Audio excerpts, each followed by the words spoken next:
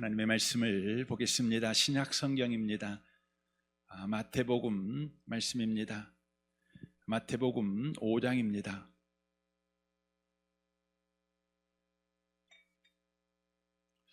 마태복음 5장 27절에서 32절까지의 말씀입니다. 마태복음 5장 27절에서 32절까지의 말씀입니다. 이 기록된 말씀을 같은 목소리로 읽겠습니다. 읽으실 때 하나님의 음성을 듣는 복 있는 시간 되시기를 바랍니다. 읽겠습니다.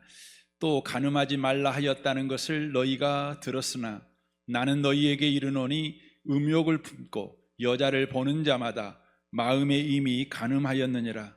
만일 내 오른눈이 너로 실족하게 하거든 빼어 내버리라. 내 백체 중에 하나가 없어지고 온몸이 지옥에 던져지지 않는 것이 유익하며, 또한 만일 내 오른손이 너로 실족하게 하거든 찍어 내버리라. 내 백체 중 하나가 없어지고 온몸이 지옥에 던져지지 않는 것이 유익하리라. 또 일렀으되 누구든지 아내를 버리려거든 이혼 증서를 줄 것이라 하였으나 나는 너희에게 이르노니 누구든지 음행한 이유 없이 아내를 버리면 이는 그로 간음하게 하며, 또 누구든지 버림받은 여자에게 장가드는 자도 간음함이니라. 아멘. 함께 예배하는 모든 분들 가운데 이 말씀의 축복이 함께 하시기를 주님의 이름으로 축원합니다. 읽은 말씀에 의지해서 참된 예배가 거룩한 성을 회복한다는 제목으로 하나님의 말씀을 전하겠습니다. 오늘 예수님께서 우리에게 주시는 말씀은 아주 민감하고도 중요한 주제입니다. 바로 간음 문제입니다. 우리는 보통 간음이라고 하면 그냥 성적인 실수 혹은 도덕적 타락 정도로만 생각할 때가 많습니다. 그러나 성경은 간음에 대해서 이렇게 말씀하십니다. 잠언 2장 17절입니다. 그 여자는 젊은 시절에 짝을 버리고 하나님과 맺은 언약을 잊은 여자이다 라고 말씀하십니다. 여기에서 간음한 여인을 어떻게 설명하고 있습니까? 바로 하나님과 맺은 언약을 잊은 여자라고 하고 있습니다. 그러니까 간음은 단지 배우자를 배신한 것이 아니라 먼저 하나님과 맺은 언약을 배신한 것이라고 말씀하고 있는 것입니다. 이걸 말라기서 2장에서 더 분명하게 말씀하십니다. 13절입니다. 유다의 두 번째 죄는 너희 예배 장소를 우는 소리와 불평한 소리로 가득 채운 것이다. 그들이 원하는 것을 하나님에게서 얻지 못했기 때문이다. 너희는 그 이유를 알고 있느냐? 너희가 너희 어린 신부를 맞으며 결혼 서약을 했을 때 하나님께서 거기 증인으로 계셨는데도 너희가 그 서약을 깨버렸기 때문이다. 너희는 서약 맺은 동반자, 언약 맺은 아내와의 약속을 깨뜨렸다라고 말씀하십니다. 지금 하나님이 뭐라고 말씀하고 계시는 것입니까? 하나님 앞에서 언약 맺은 아내와의 약속을 깨뜨리는 것이 곧 간음이다라고 말씀하고 있는 것입니다. 그래서 간음은 배우자를 배신하기 이전에 하나님을 먼저 배신한 죄라는 것입니다. 이것이 바로 간음에서 핵심 내용입니다. 로마서 1장을 보겠습니다. 22절입니다. 그들은 스스로 지혜로운 채 하지만 사실은 어리석어서 영원히 살아계시는 하나님을 섬기지 않고 오히려 썩어 없어질 사람이나 새나 짐승이나 기어다니는 동물 형상의 우상을 섬기고 있습니다. 이것 때문에 하나님께서는 그들을 부끄러운 정욕대로 살게 버려두셨습니다. 그래서 여자들까지도 정상적인 성생활을 버리고 변태적인 짓을 즐기며 남자들도 그와 같이 여자들과의 정상적인 성생활을 버리고 자기들끼리 서로 정욕을 불태우면서 부끄러운 짓을 하여 그 잘못에 대한 마땅한 대가를 받았습니다라고 말씀합니다. 인간이 하나님을 배신합니다. 아무것도 아닌 것들을 우상으로 만들어 높이고 의지하고 추앙하게 됩니다. 이걸 영적 간음이라고 하지요. 이 영적 간음을 하게 될 때에 아름다운 성을 버리고 더러운 성을 추구하게 되었다는 것입니다. 바로 육적인 간음을 바로 행하는 자가 되었다는 것입니다. 정리하면 이것이지요. 영적 간음이 육적 간음을 잉태하고 때가 되니 상황이 되니 나았다라는 의미입니다. 이건 단순한 성경의 주장이나 이론이 아닙니다. 실제 역사 속 진실이며 인류 역사 내내 일어났던 사실입니다. 대표적인 사건이 민수기 25장이지요. 1절을 보겠습니다. 이스라엘이 시뜸에 머무는 동안에 백성들이 모압 사람의 딸들과 음행을 하기 시작하였다. 모압 사람의 딸들이 자기 신들에게 바치는 제사에 이스라엘 백성을 초대하였고 이스라엘 백성은 거기에 가서 먹고 그 신들에게 머리를 숙였다. 그래서 이스라엘은 바알 부올과 결합하였다라고 말합니다. 겉으로 보면 모압 여자와 이스라엘 남자가 바로 성적으로 타락한 사건을 다루고 있는 것 같이 보입니다. 그런데 성경은 이렇게 정리를 하지요. 바알 부올과 결합하였다라고 정리를 합니다. 바알 부올이 뭡니까? 바로 부올이라는 지역의 바알이라는 우상이라는 뜻입니다. 그러니까 바알은 신 이름이고 부올은 지역 이름입니다. 다시 말하면 사람들에 의해서 만들어진 거짓 신과 영적 간음을 했다는 것입니다. 그러자 그들이 육적 간음을 하는 자가 되어버렸다라고 말씀하는 것입니다. 그래서 호세아 1장에서도 이렇게 말씀합니다. 이 나라가 여호와를 떠나 크게 음란함이라 하셨으니 라고 말합니다. 사람들이 하나님을 떠납니다. 그러자 크게 음행이 일어납니다. 간음하는 것이 하나의 습관이 되고 하나의 문화가 되고 그것이 하나의 대세가 되어버렸다는 것이죠. 그래서 간음하는 것이 부끄러운 짓이라고 생각하지 않고 자랑하는 일이 되어버렸다는 것이지요. 그러므로 간음은 단지 성적 타락이 아닙니다.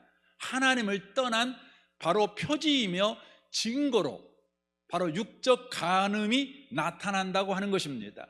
그래서 예수님께서 말세의 표지에 대해서 이런 말씀을 하십니다. 마태복음 24장 14절 12절입니다. 불법이 성함으로 많은 사람의 사랑이 식으리라 라고 말씀하십니다.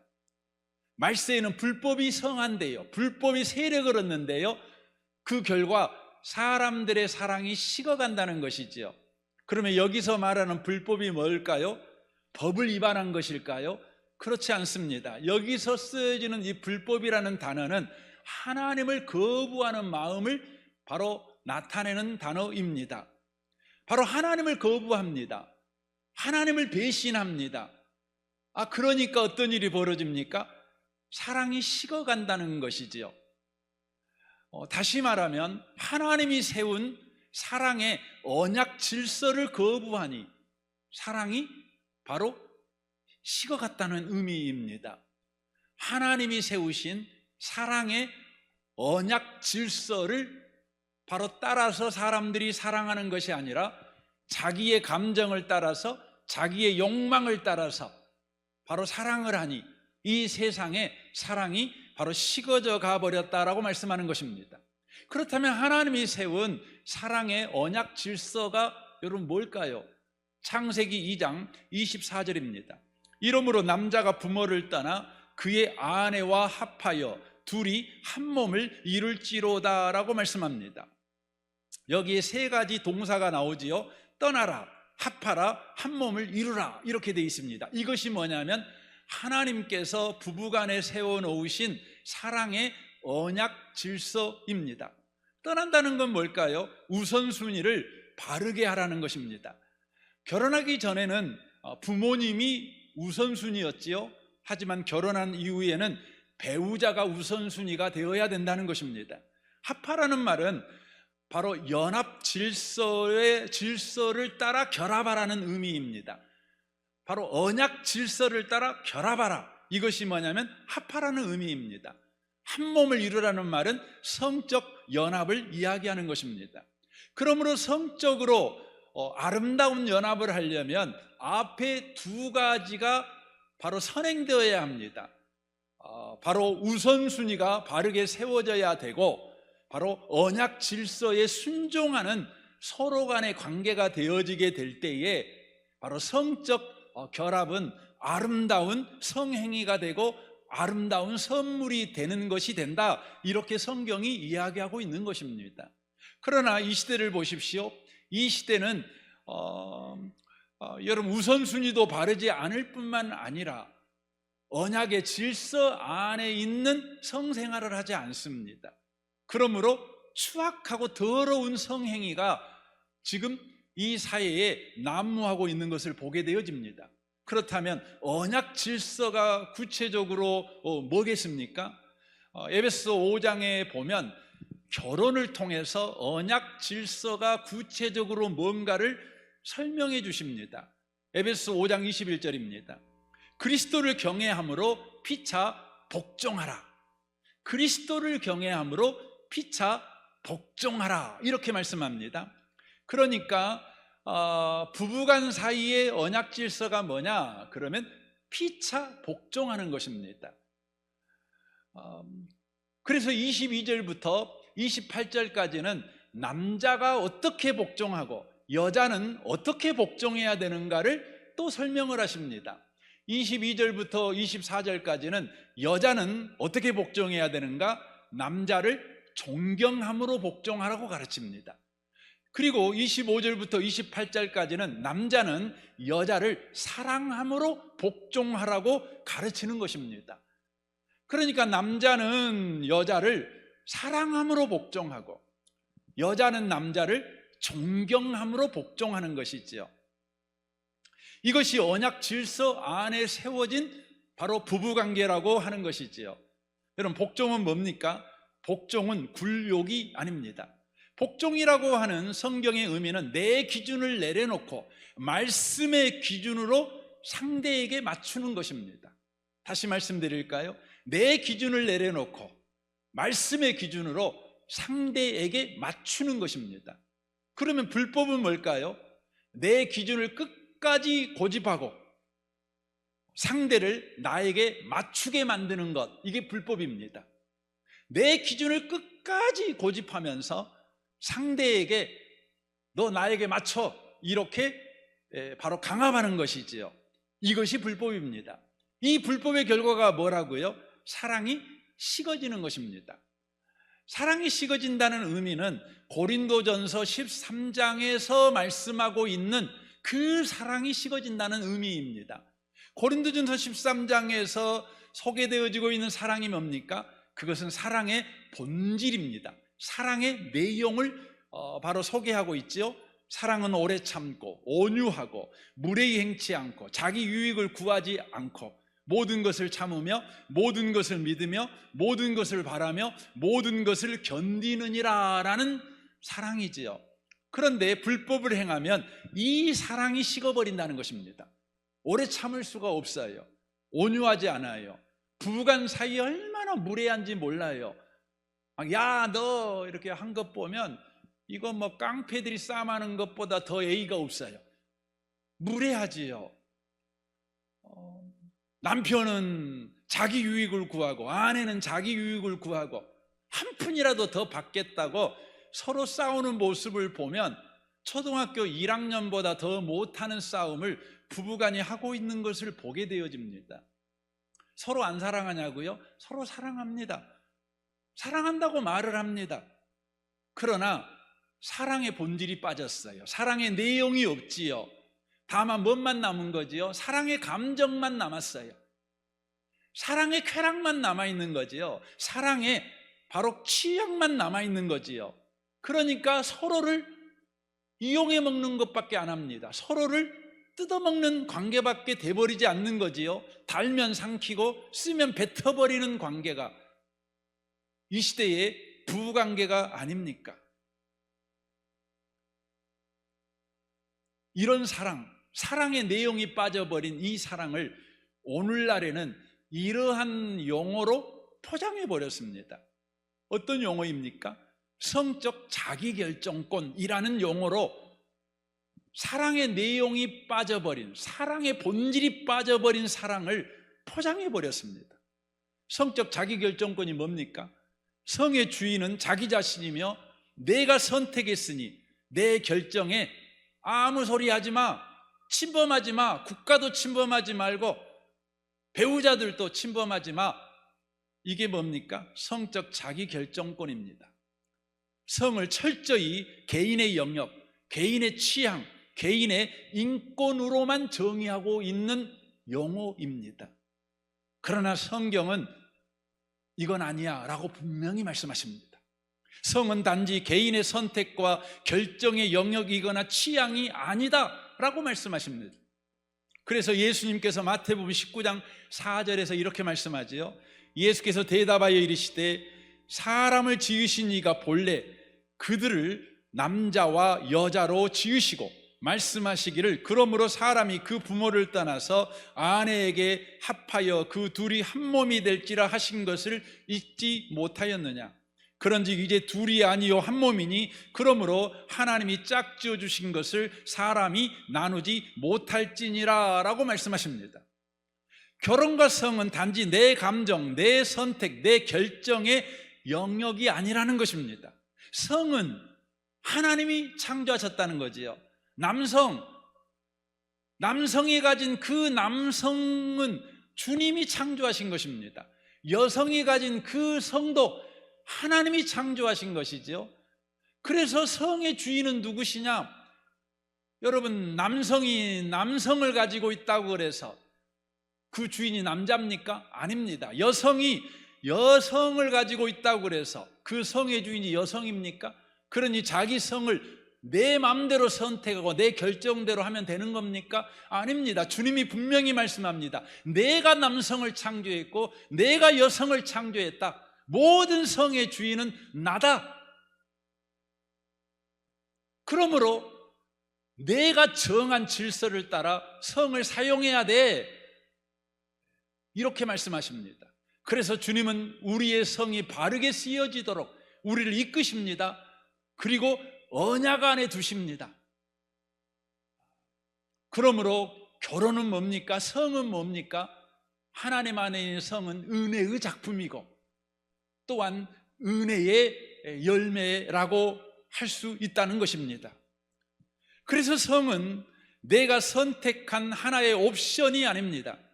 하나님과 언약 관계 안의 영역이며 언약의 표지로 규정하고 있다고 하는 것입니다. 저와 여러분은 이 간음에 관한 말씀을 드릴 때 우리 자신을 돌아볼 때에 우리는 크든 작든 하나님의 언약을 깨버린 자라는 것을 자인하지 않을 수 없습니다. 그리고 이 문제에서 스스로 해결할 답이 없다는 것도 저와 여러분이 자인하게 되지요. 놀라운 소식은 예수님께서 그런 우리를 구원하셨다는 것입니다. 어떻게 구원하셨습니까? 오늘 본문으로 돌아가서 예수님이 우리를 어떻게 구원하셨는지 한번 살펴보기를 원합니다. 28절입니다. 나는 너희에게 이르노니 음욕을 품고 여자를 보는 자마다 마음에 이미 간음하였느니라 라고 말합니다. 우리는 보통 눈으로 보는 건 괜찮지 않나 하는 생각이 듭니다. 그래서 유튜브도 보고 쇼츠 영상도 보고 사진도 보고 그렇습니다. 그것 때문에 저와 여러분이 심한 죄책감에 시달리는 경우는 거의 없을 것입니다. 그러나 예수님은 말씀합니다. 그 시선까지 간음이라고 말씀하십니다. 행동으로 옮기지 않아도 바라보는 그 시선이 이미 간음이라고 말씀하고 있는 것입니다. 그리고는 이어서 아주 급진적이고 무서운 말씀을 하십니다. 29절입니다. 만일 네 오른 눈이 너로 실족하게 하거든 빼어내버리라. 내 백체 중 하나가 없어지고 온몸이 지옥에 던져지지 않는 것이 유익하며 또 만일 네 오른손이 너로 실족하게 하거든 찍어내버리라. 네 백체 중 하나가 없어지고 온몸이 지옥에 던져지지 않는 것이 유익하니라 라고 말씀합니다. 이게 무슨 의미의 말씀입니까? 정리하면 이런 말씀이 되는 겁니다. 간음은 결코 가벼운 죄가 아니라는 것입니다. 간음은 지옥과 연결된 치명적인 죄라는 것입니다. 지옥 가는 죄라는 것이죠. 다시 말하면 영혼이 어디에서 사느냐가 걸린 문제가 간음죄를 지었냐 안 지었냐의 문제라는 것입니다. 그런데 너는 아무렇지 않게 그 죄를 반복하게 짓고 있구나, 이렇게 주님이 지적하는 것이죠. 그러므로 지금 당장 지옥 가기 싫으면 간음하는 네 눈을 빼버려, 네 손을 찍어버려, 지금 이렇게 말씀하는 것입니다. 이런 말씀을 여러분 들으면 여러분 마음이 어떻습니까? 솔직히 이런 생각이 들지 않습니까? 아이고 주님, 나 어떻게 해요? 이제 나 망했습니다.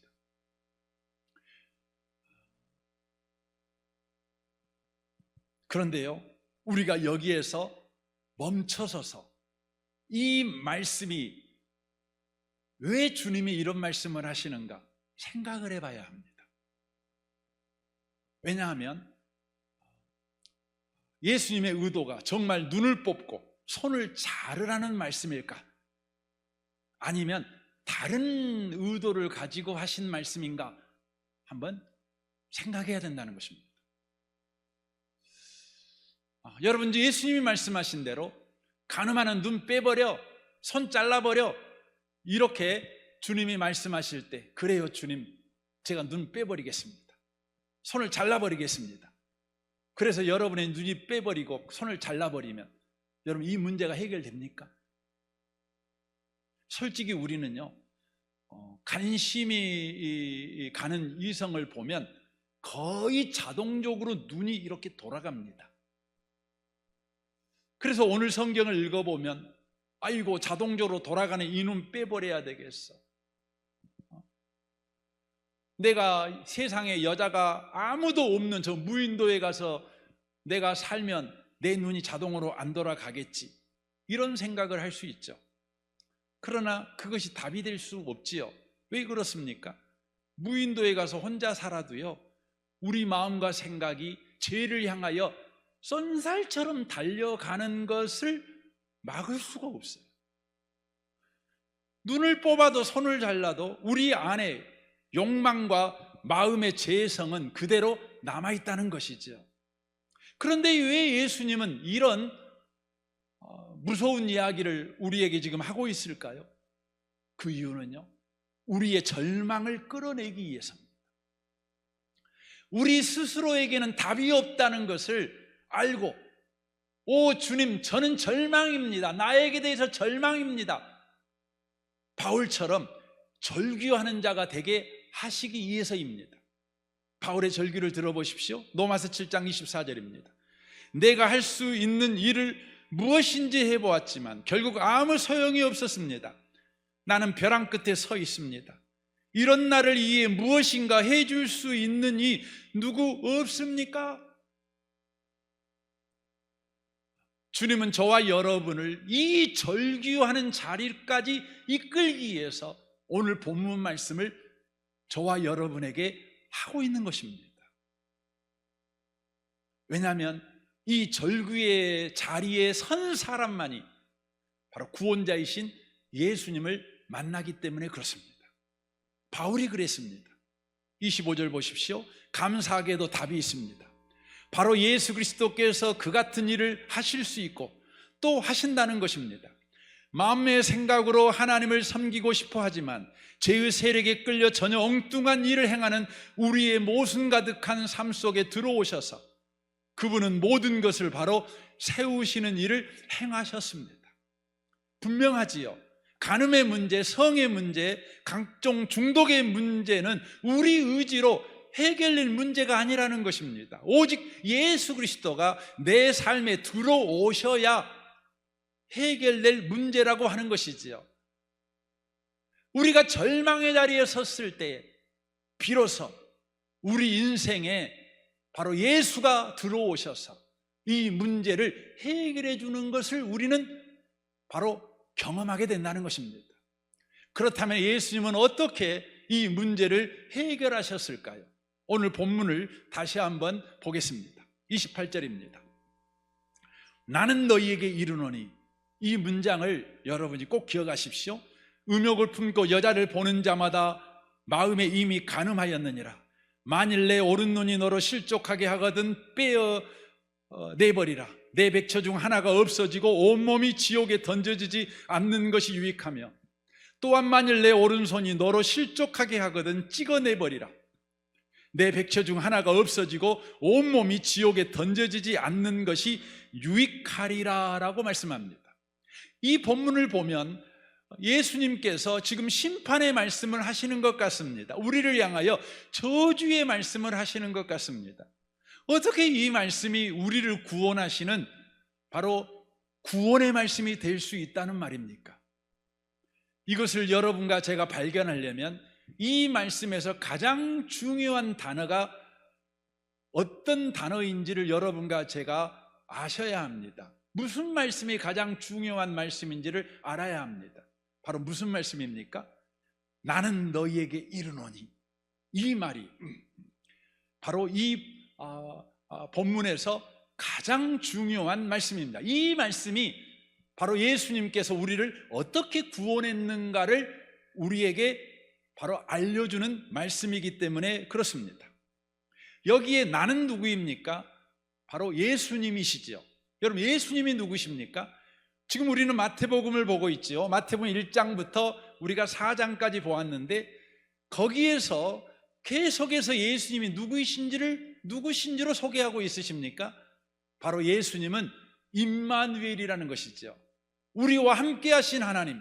또한 예수는 예수시지요. 예수라는 뜻이 뭡니까? 자기 백성을 그들의 죄에서 구원할 자. 그렇지요. 그러니까 예수님은 우리와 함께 하신 하나님이요, 우리의 구원자라는 것이죠. 그러므로 내가 너희에게 이르노니, 이 말씀을 이렇게 우리는 읽을 수 있죠. 구원자가 너희에게 이르노니, 이렇게 우리는 읽을 수 있는 것입니다. 그러므로 오늘 본문 말씀은 심판의 말씀이 아니라 구원의 말씀이 되는 것입니다. 죄를 매일 짓고 어둠 속에 사는 자들에게 주님께서 구원을 선포하는 말씀이 28절부터 우리가 읽었던 오늘 32절까지의 말씀이 되는 것입니다. 제가 이렇게 말씀드려도 이것이 피부에 와닿지 않을 것입니다. 이것을 이해하려면 여러분이 이 본문 말씀을 가지고 십자가 앞에 나아가야 합니다. 이 본문을 보고 십자가를 보고, 이 본문을 보고 십자가를 보는 겁니다.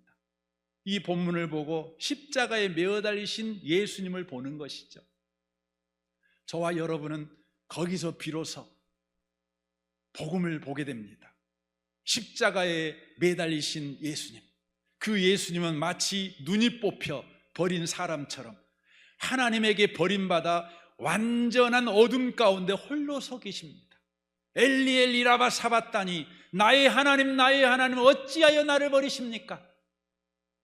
예수님 앞에는 항상 하나님이 계셨어요. 항상 하나님을 봤어요. 그런데 십자가에 매어 달리신 예수님은 더 이상 하나님이 안 보여요. 눈이 뽑혀버린 맹인이 돼서 십자가에 매어 달려 계신 것이죠. 그분의 두 팔은 양팔로 벌려져 그의 손에 못이 박혀 이제 쓸모없는 손이 되어버렸습니다. 잘려져 버린 손이 되어버렸습니다. 이 본문을 가지고 십자가에 매어 달리신 예수님을 보니 눈을 빼고 손을 찍어내버리라는 그 심판, 가늠한 자들이 마땅히 받아야 할 눈과 손의 심판을 예수님이 대신 받으시고 계셨다는 것입니다. 이걸 이사야 선지자는 그래서 이렇게 고백합니다. 이사야 53장 5절입니다. 그가 찔림은 우리의 허물 때문이요, 그가 상함은 우리의 죄악 때문이라. 그가 징계를 받음으로 우리는 평화를 누리고 그가 채찍에 맞음으로 우리는 나음을 받았도다. 십자가의 예수님이 대신 심판을 당하심으로 마땅히 정죄받아야 할 우리를 정죄해서 해방시켜버렸다는 것이지요. 죄의 살인에 묶여 저주를 받아야 될 자들, 눈을 빼버려야 될 자들, 팔을 잘라버려야 될 자들에게 바로 하나님의 구원이 선물처럼 임했다는 것이죠. 저와 여러분에게 일어난 사실 아닙니까? 저와 여러분에게 바로 부어진 은혜 아닙니까? 십자가의 예수 가닥에 저와 여러분이 이렇게 구원받아 이 예배에서 주님을 찬양하는 하나님의 백성, 하나님의 자녀가 된 것이 아니겠습니까? 이 은혜로 하나님의 자녀가 된 사람들은 이제 남은 생애를 어떻게 살아야 되는 것입니까? 예수님은 요한복음 8장에서 가늠한 현장에서 잡혀온 여자에게 말씀하시듯 오늘 저와 여러분에게 이렇게 말씀하십니다. 11절입니다. 예수께서 이르시되 나도 너를 정죄하지 아니하노니 가서 다시는 죄를 범하지 말라 하시니라. 나도 너를 정죄하지 않는다. 바로 우리에게 은혜를 주시는 거죠. 구원의 은혜를 주시는 것이죠. 그리고는 이제 내가 너에게 구원의 은혜를 줬으니 그 구원의 은혜에 의해서 다시는 죄를 범하지 말라. 거룩한 삶을 살아가라. 우리에게 거룩한 삶으로 초대하고 계시는 것이죠. 이제 우리는 우리의 남은 인생을 다시는 죄를 범하지 않는 거룩의 삶을 살아가야 되는 자라는 것입니다. 그러면 어떻게 우리는 남은 생애를 거룩한 바로 삶을 살아갈 수 있을까요? 이걸 보여주는 장면이 요한복음 4장입니다. 바로 우물가의 여인, 사마리아 여인의 이야기입니다. 이 여인은 어떤 여인입니까? 이 우물가의 여인에게는 멈춰지지 않는 악습과 멈춰지지 않는 목마름이 있었습니다. 이 여인은 자신의 삶이 부끄러운 삶인 줄 알았습니다. 그러나 멈춰지지 않습니다. 그 여인의 멈춰지지 않는 악습과 목마름이 그 여인으로 하여금 5번이나 결혼하게 만들었습니다. 그러나 해결이 되지 않습니다. 여인은 체념했습니다. 이제 더 이상 결혼하지 않기로 한 것입니다. 그러나 당시의 문화에서는 여자는 경제활동을 할 수 없기 때문에 혼자 살면 굶어 죽습니다. 그래서 이 여자는 생존을 위해서 바로 결혼하지 않고 한 남자와 동거하는 삶을 선택합니다. 그러는 사이 사람과의 관계는 완전히 끊어집니다. 이제 사람들이 너무 두려워서 사람들이 나오지 않는 시간에 혼자 우물가에 나오는 바로 고립된 인생, 애로운 인생을 살고 있는 여자입니다. 이 여자에게 예수님이 먼저 찾아오십니다. 그때 이 여인이 예수님을 향하여 놀라운 질문을 합니다. 어디에서 예배 드리는 것이 옳습니까? 어디에서 예배 드리는 것이 옳습니까? 이 여자가 가지고 있는 당면 문제는 되게 많습니다. 물의 문제, 욕심의 문제, 또 욕망의 문제, 애로움의 문제, 고단한 인생의 문제 참 많지요. 그러나 이 여자가 한 질문은 뭐냐면 예배에 관한 질문을 하고 있는 것입니다. 그 질문은 이런 고백과 같은 것이죠. 내 인생의 진짜 문제는 사실 예배 문제입니다. 그런 고백입니다. 우리 영혼의 절규이죠. 멈춰지지 않는 악습과 멈춰지지 않는 목마름의 원인은 영적인 목마름, 예배의 목마름이다, 이 고백인 것이지요. 어느 신학학자가 말하는 글을 제가 읽어본 적이 있습니다. 창녀촌의 창녀와 그곳을 찾는 남자들이 그곳에 찾아가는 이유는 바로 육적 욕망 때문이 아니라 영적 목마름 때문이다. 하나님을 찾는 절규다. 이렇게 표현을 했더라고요. 그때 예수님께서 이렇게 대답합니다. 요한복음 4장 24절입니다. 하나님은 영이시니 예배하는 자가 영과 진리로 예배할지니라. 그래, 예배야, 예배. 네가 제대로 한 거야. 그런데 예배라고 하는 것은 어디서 드리냐가 아니라 예배는 하나님을 만나냐 못 만나가 중요해. 그러므로 네가 하나님을 만나는 예배를 드려야 돼. 어떻게 하나님을 만난 예배를 드릴 수 있냐고? 하나님은 영이시니 예배하는 자가 영과 진리로 예배하면 하나님 만나게 돼 라고 말하는 것입니다. 여러분, 영과 진리로 예배한다는 것이 뭘까요? 그러면 하나님을 만나게 된다는 게 뭘까요? 제가 이 부분을 글로 써왔습니다. 한번 들어보십시오. 하나님을 만나는 예배를 드려라. 하나님은 보이지 않지만 인격적으로 우리를 만나주시는 분이시다. 그럼 어떻게 만나는가? 성령의 도우심으로 그리스도의 복음이 들리고 믿어질 때, 그때가 바로 하나님을 실제로 만나는 예배다. 그러니까 영과 진리라는 의미는 그것입니다.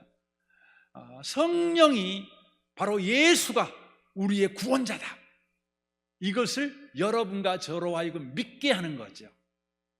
예수가 우리의 그리스도다, 예수가 우리의 구원자다, 예수가 우리의 선한 목자다, 이것이 여러분과 저에게 들리고 믿어질 때 바로 그 예배가 영이신 하나님을 만나는 참된 예배라는 바로 의미인 것이죠.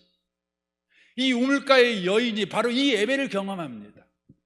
내가 그리스도다라고 예수님이 말씀하실 때 이 말씀이 이 여인의 마음에 들렸습니다. 그리고 믿어졌습니다. 아, 내가 지금 이야기하고 있는 이분이 그리스도시구나. 그렇게 믿어지는 그 순간 이 여인은 하나님을 만납니다. 이 여인을 괴롭혔던, 그토록 오랜 세월 동안 괴롭혔던, 멈출 수 없었던 악습과 목마름이 즉시 해방돼 버립니다. 그리고는 양동이를 그냥 버려버립니다. 더 이상 나에게는 목마름이 없다 선언해 버린 것이지요. 그리고는 사람들이 두려워서 숨어 다니던 이 여인이 이제 사람들 앞에 나아갑니다. 그리고 이렇게 말합니다.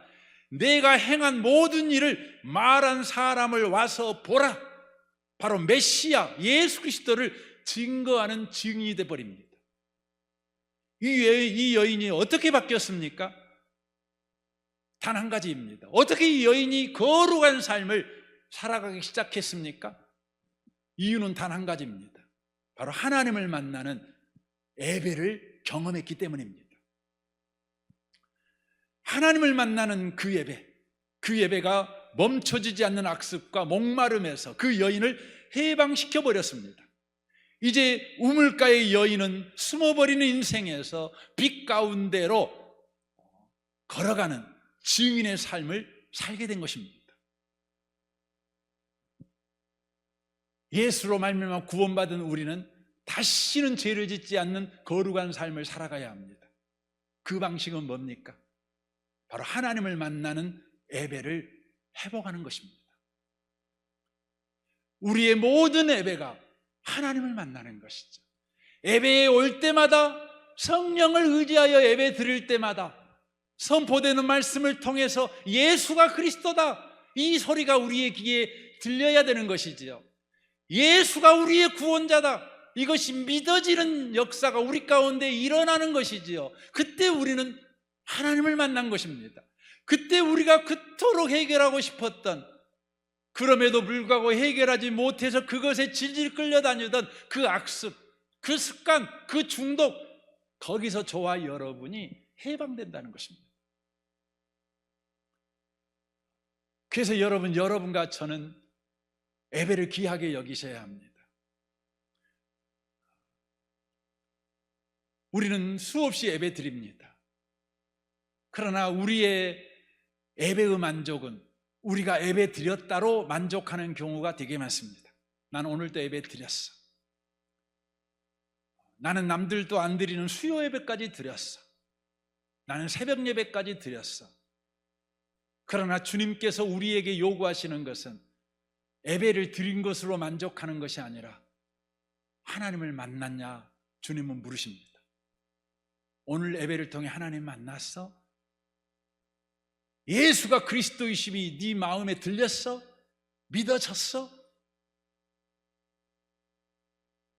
그 예수가 너의 구원자라는 것이 네 머리부터 발끝까지 잡아버렸어? 그러므로 우리는 이제 예배를 드릴 때마다 성령을 의지해야 합니다. 그리고 이렇게 기도해야 합니다. 제가 기도문을 써왔습니다.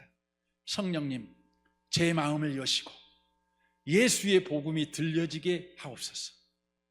그리고 믿어 순종하게 하옵소서.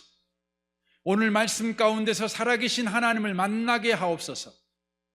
그리하여 참된 예배가 제 삶의 악습을 끊는 능력이 되게 하소서. 단 5분이라도 빨리 오십시오.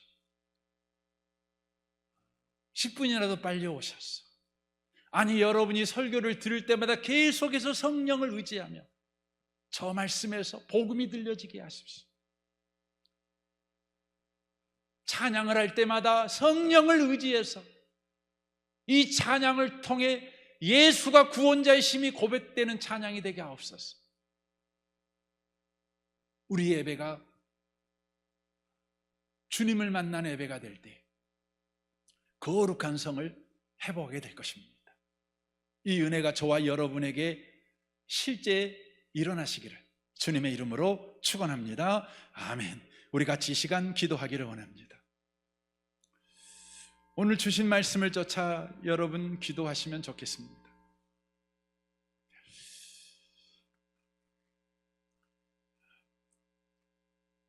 오늘 말씀을 가지고 십자가에 매어 달리신 예수를 봐야 합니다. 십자가에 매어 달리신 예수가 가늠한 자들에게 임할 이 진노, 눈을 빼고 팔을 베어버려야 되는 이 진노를 당하시므로 우리를 구원하신 예수 그리스도,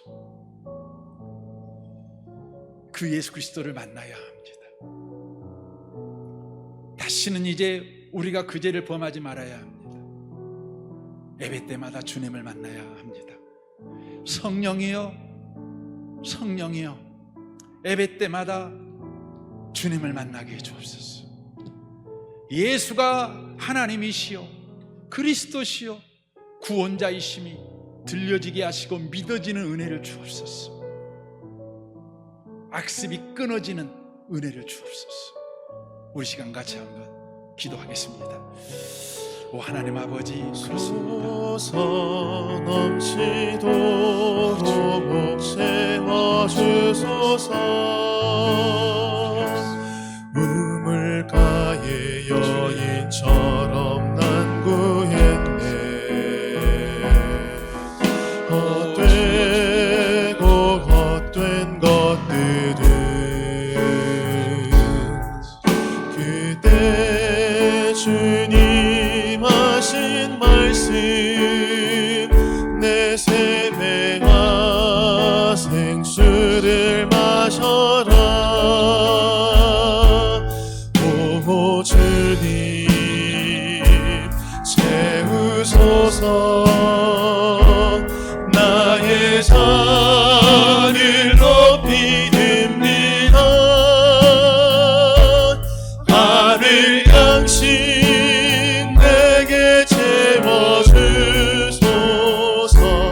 넘치도록 채워주소서. 우물가의 여인처럼 난구했네. 우물가의 여인처럼 난구했네.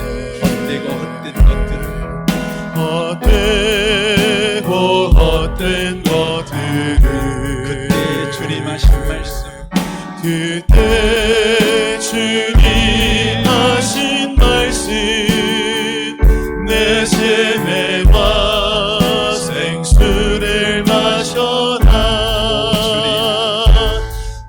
오 주님 채우소서. 나의 잔을 높이 듭니다. 하늘 양식 내게 채워주소서. 넘치도록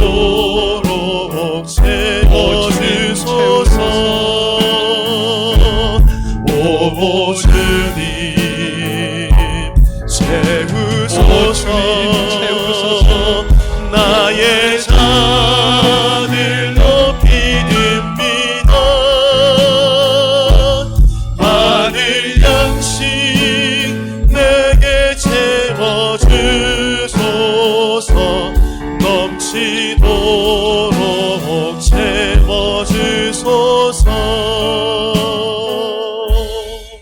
주님, 우리는 우리 눈을 빼버려야 되는 자입니다. 손을 찍어 내버려야 되는 자들입니다.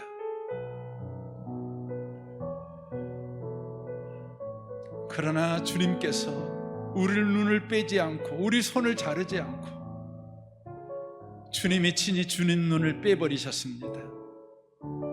주님 손을 찍어 내버렸습니다. 십자가에 매어달리신 예수, 그렇게 우리를 대신하여 심판당하심으로 우리를 구원하셨습니다. 십자가의 예수가 우리를 구원하셨습니다. 그 주님을 바라봅니다. 그 한량없는 은혜에 어찌할 바를 모르겠습니다. 주님은 우리에게 다시 죄를 범치 말라고 하십니다. 그러나 우리를 보면 구원받았지만 또 죄를 범하는 어리석음, 연약함이 있는 우리입니다. 그래서 주님은 우리에게 말씀합니다. 하나님은 영이시니 예배하는 자가 신령과 진정으로 예배해라. 하나님 만나는 예배를 해라. 하나님이 함께하면 된다. 하나님이 너의 구원자가 되면 된다. 하나님이 너의 목자가 되어주시며 하나님이 너를 예수로 붙잡고 있다는 걸 알게 되면 다시는 죄 안 지어 라고 말씀하시니 감사합니다. 주님, 우리의 모든 예배가 하나님을 만나는 예배가 되기를 원합니다.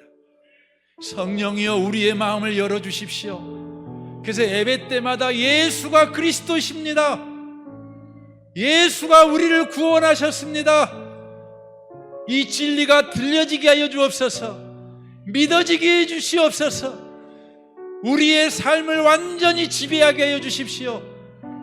머리부터 발끝까지 예수의 복음이 우리를 장악하게 해 주십시오. 이 시간 헌금합니다. 헌금하는 모든 손들이 주님이 십자가에서 피 흘려 구원하신 주의 백성이오니 주님이 오늘 또 돌아보실 것입니다. 주님의 사랑이 한없을 것입니다. 그러니 염려하지 말고 근심하지 말고 주님을 의지함으로 남은 생애를 살아가는 복을 받는 성도들이 되게 하옵소서. 예수님의 이름으로 기도합니다. 아멘.